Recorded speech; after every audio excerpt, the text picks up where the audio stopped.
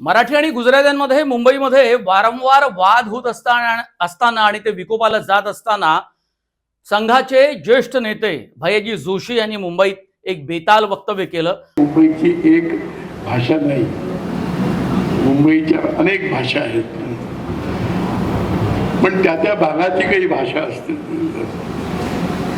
तर घाटकोपर परिसराची भाषा तर गुजराती आहे। गिरगावमध्ये हिंदी बोलणारे कमी मिळतील, मराठी बोलणारे। त्यामुळे मुंबई सोपं आहे की येणाऱ्या माणसाला मराठी शिकलं पाहिजे असं नाही। त्यामुळे बहुतेक दीपकजी पण मराठी शिकले नसावे कौतुक आहे असं वाटतं। आणि नंतर वाद अंगावर आल्यानंतर आणि वाद विकोपाला गेल्यानंतर आणि त्यावर विरोधी पक्ष तुटून पडल्यानंतर मात्र भैयाजी जोशी यांनी सारवासारव केली आहे। हिंदू मुसलमान केवळ नाही तर मराठी अमराठी, मराठीमध्ये पुन्हा मराठा मराठेतर असं सगळं वाटणी करायची आणि आपण राज्य बळकवायचं। आनाजी पंत या काळातले हे इकडे येऊन मराठी अमराठी असं विष काढून गेलेले आहेत। भारतीय जनता पक्षाची ध्येय धोरणं जे ठरवतात असे श्री भैयाजी जोशी हे काल मुंबईत आले आणि त्यांनी जाहीर केलं की मुंबईची भाषा मराठी नाही। हा अत्यंत गंभीर विषय आहे। मराठी माणूस हा सहृदय आहे, दयाशील आहे, म्हणून कोणी यावं आणि टपली मारून जावं अशी आता ही पद्धत आहे। તમે કેમ છો? બરાબર સારું છે ને? સારો ઢોકળા ફાફડા જલેબી ખાવાની છે? मराठी माणसाला आता फक्त दादर आणि लालबाग एवढे दोनच एरिया राहिलेत, बाकीचे घेतले त्यांनी ताब्यात आता। म्हणून मी पुन्हा एकदा देवेंद्रांना सांगतो की मी बातमीच घेऊन आलोय। प्रशांत कोरटकर तर चिल्लर, तसं तुम्ही सांगावं भैयाजी जोशी तर चिल्लर आहेत आणि नाही तर त्यांच्यावरती कारवाई करावी। भैयाजी जोशींचं वक्तव्य काय? घाटकोपरमध्ये विद्याविहारमध्ये भैयाजी जोशींनी हे वक्तव्य केलं।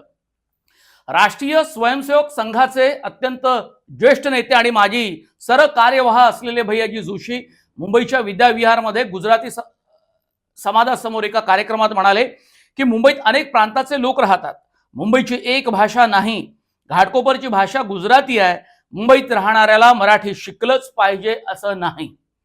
आणि यात भैयाजी जोशी यांनी वाद जेव्हा वाढला आणि महाराष्ट्रात त्यांच्या बेताल वक्तव्याची जेव्हा चर्चा सुरू झाली तेव्हा मात्र अत्यंत वेगळी विधानं केली। ती सर्वच विधानं विसंगत होती आधीच्या वक्तव्याशी। भैयाजी जोशी यांना हे करायलाच नको होतं किंवा ते आपल्या वक्तव्यावरती त्यांनी चिकटून राहायला पाहिजे होतं, ठाम राहायला पाहिजे होतं, मात्र त्यांनी तसं केलं नाही। यावर विरोधी पक्षाची प्रतिक्रिया काय? राज ठाकरे आणि उद्धव ठाकरे यांनी अत्यंत कडक भूमिका या मुद्द्यावर घेतलेली आहे, ती सुद्धा आपण पाहणार आहोत, त्याचंही विश्लेषण होईल।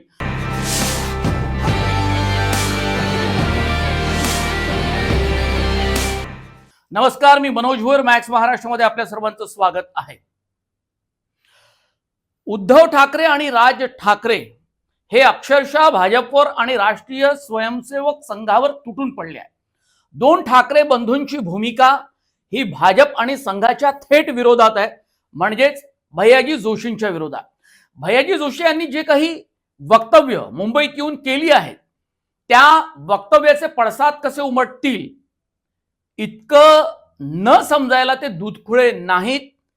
या मुंबईमध्ये मराठी भाषा अत्यंत महत्वाची असताना आणि ती शिकली गेली पाहिजे असंही म्हणत असताना आणि शालेय अभ्यासक्रमामध्ये ती सक्तीची केली जात असताना सुद्धा भैयाजी जोशी यांनी मुंबईत येऊन असं म्हणावं, आणि तेही महानगरपालिकेच्या नंतरच्या काळामध्ये निवडणुका सुद्धा लागणार आहेत, स्थानिक स्वराज्य संस्थांच्या निवडणुका महत्वाच्या आहेत, आणि असं सगळं असताना अत्यंत हेतुपुरस्सरपणे भैयाजी जोशी यांनी हे वक्तव्य केलंय, त्याचा सर्व महाराष्ट्राने निषेधच केला पाहिजे।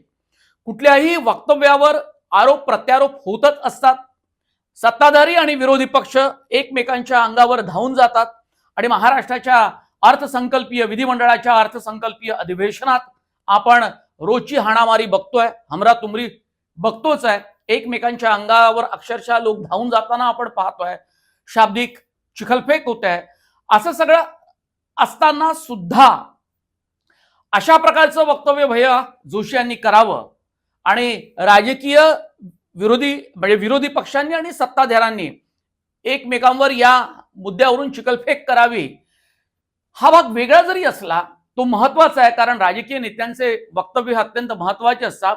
ते होईलच, कारण विधानसभा अधिवेशन सुरू आहे विधिमंडळाचं. पण हे सुरू असताना सुद्धा अत्यंत जिव्हारी लागणारं हे भैया जोशी यांचं वक्तव्य आहे आणि त्यामुळे त्याचा आपण सर्वांनी निषेध केला पाहिजे. आता उद्धव ठाकरे काय म्हणाले या वक्तव्यावरती?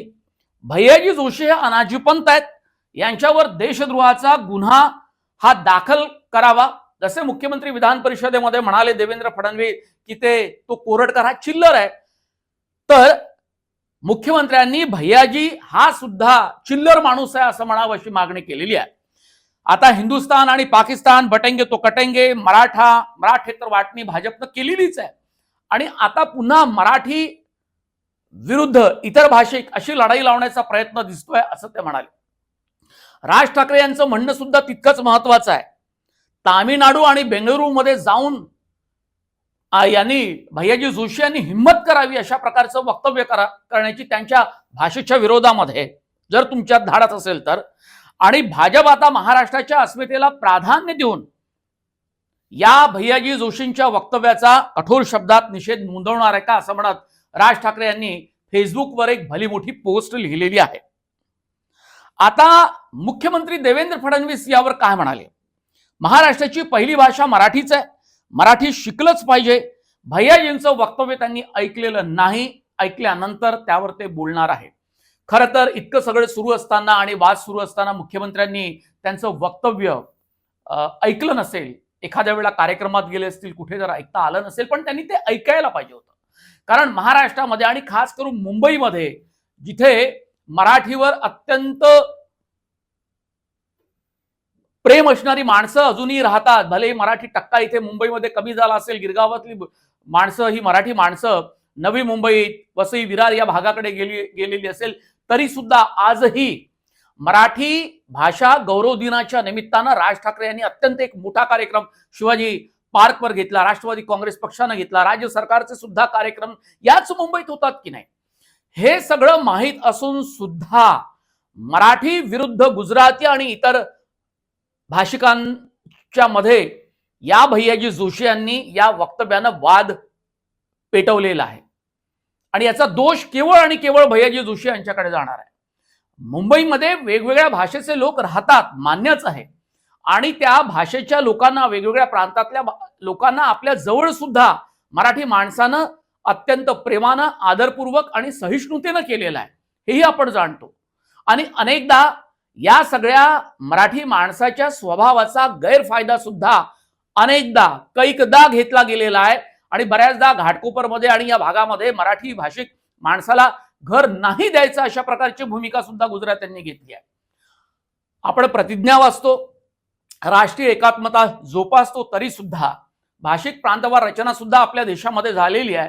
आणि असं सगळं असताना वेगवेगळ्या भाषेच्या, धर्माच्या लोकांचा आपण आदर करतो, त्यांच्या परंपरेचा आदर करतो, तरी सुद्धा अशा प्रकारचं भैयाजी जोशींचं वक्तव्य भैयाजी जोशी किंवा इतर कुठलाही नेता हा अहमदाबादमध्ये, चेन्नईमध्ये, केरळमध्ये जाऊन करू शकत नाही. इतकं त्यांचं कडवट भाषेवरचं प्रेम आहे आणि आपल्याला तिथे त्यांच्याच भाषेत बोलावं लागतं. ते इंग्रजी सुद्धा बऱ्याचदा बोलत नाही आणि त्याला प्रतिसादही देत नाही.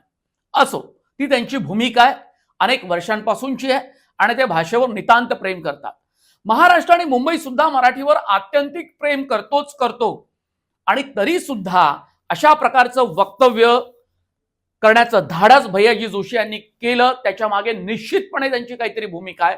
आज वाद वाढल्यानंतर आणि अंगावर हा सगळा वाद ओढून घ्यायचा नसल्यामुळे भैयाजी जोशी यांनी सर्व प्रतिक्रिया पाहिल्यानंतर आणि हे सगळं प्रकरण वाढत चाललंय असं पाहून सारवासारव केली आणि मग मराठीबद्दलचं त्यांचं प्रेम अत्यंत उचंबळून आलं आणि मग ANIला दिलेल्या प्रतिक्रियेमध्ये त्यांनी मराठीचा गौरव केला, स्वतः मराठी असल्याचं सांगितलं गेलं. ह्याच भैयाजी जोशी यांना आपण स्वतः मराठी आहोत याचा विसर घाटकोपरच्या विद्याविहारमध्ये वक्तव्य करत असताना आलेला आहे. या मराठीबद्दल अनेकांचं प्रेम आहे. तुम्हाला लक्षात येईल की हिंदी सिनेमामध्ये, चित्रपटांमध्ये सुद्धा मराठी संवाद आपल्याला अनेक ठिकाणी दिसतात. मुंबई पोलिसांचं पात्र असेल कॅरेक्टर तर त्याच्या तोंडी मराठी तुम्हाला भाषा दिसते.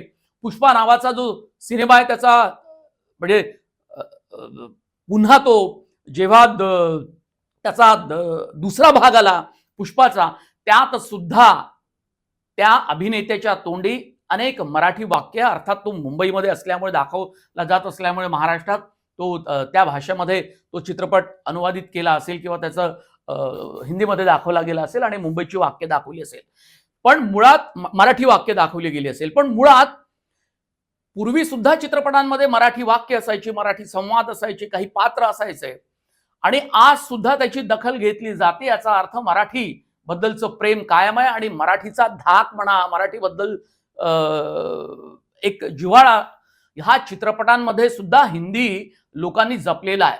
अर्थात काही लोक मराठी बोलण्याचा प्रयत्न करत नाही किंवा त्यांना केवळ समजतं, पण जावेद अख्तर सारख्या अत्यंत ज्येष्ठ लेखकानं, हिंदी उर्दू साहित्यिकांनी सुद्धा मराठीचं महत्व समजावून सांगितलेलं आहे आणि ते महत्व अधोरेखित करत असताना त्यांनी नाटककार विजय तेंडुलकर यांच्यापासून अनेक साहित्यिक, कवी नामदेव ढोसाळ यांचा उल्लेख केला आहे, कुसुम अग्रजांचा उल्लेख केलेला आहे. असा सगळा उल्लेख यासाठी केला जातो की मराठीचं महत्व केवळ बोलण्या चालण्यातच नाही तर ते साहित्यामध्ये, नाटकामध्ये आहे आणि हे सगळं मराठीचं महत्व या सगळ्या उत्तम साहित्याचा अनुवाद हा हिंदीमध्ये व्हावा आणि भारतभर विजय तेंडुलकर आणि इतर कवी साहित्यिक पोहोचावे, त्यासाठी महाराष्ट्रातल्या लेखकांनी, कवींनी आणि साहित्यिकांनी, साहित्यप्रेमींनी प्रयत्न करावे असं जाहीर आवाहन जावेद अख्तर यांनी शिवाजी पार्कच्या कार्यक्रमामध्ये अलीकडेच केलेलं आहे. हे सगळं असताना सुद्धा अशा प्रकारचे वाद हे पुढे आणावे याच्या मागे भाजपची काही भूमिका आहे का? राष्ट्रीय स्वयंसेवक संघाची काही भूमिका आहे का? असा आरोप राज ठाकरे यांनी केलेला आहे. ज्या राज ठाकरे यांची भाजपची जवळीक लोकसभेमध्ये आपल्याला विधानसभेमध्ये पाहायला मिळाली, त्याच लोकसभेत जास्त पाहायला मिळाली. विधानसभेत थोडंसं प्रेम त्यांचं कमी झालं आणि त्यानंतर काही वेळा ही जवळीक आमची नाही असं दाखवण्याचा प्रयत्न केला तरी सुद्धा राज ठाकरे यांनी पूर्णतः त्यांच्यापासून फारकत घेतलेली नाही आणि ते त्यांच्या जवळच येत आहे. असं असलं तरी राज ठाकरे यांनी जो रोखठोक सवाल भाजपला आणि राष्ट्रीय स्वयंसेवक संघाला विचारलाय तो सुद्धा अत्यंत महत्वाचा आहे आणि उद्धव ठाकरे यांनी सुद्धा खडे बोल सुनावले. या वक्तव्यानंतर अशा प्रकारचं धाडस महाराष्ट्रात कोणी करणार नाही. मराठे तर करणारच नाही. मराठी माणसाच्या व्यतिरिक्त दुसऱ्या भाषेचा कोणी व्यक्ती असेल तर, पण मराठीत सुद्धा, मराठी भाषिक सुद्धा, मराठी भाषा जाणणारा माणूस सुद्धा अशा प्रकारचं वक्तव्य करणार नाही. हे किमान ज्यांना खुमखुमी या मराठीबद्दल बोलण्याची त्यांनी हे लक्षात घेतलं पाहिजे भैयाजी जोशी वादावर. हा व्हिडिओ आपल्याला कसा वाटला आपण कमेंट बॉक्समध्ये जरूर कळवा आणि तुम्ही जर मॅक्स महाराष्ट्र यांचं डिजिटल चॅनल सबस्क्राईब केलं नसेल तर ते अवश्य करा अशी मी तुम्हाला विनंती करतो. आणि या चॅनलच्या व्हिडिओचे नोटिफिकेशन तुमच्या मोबाईलवर सातत्यानं येत राहावे यासाठी तुम्ही या चॅनलच्या बेल आयकॉनवर जाऊन तिथे बटन दाबा, म्हणजे तुम्हाला ते नोटिफिकेशन मिळत राहील. खूप खूप धन्यवाद. नमस्कार. आभार प्रेक्षकांचे.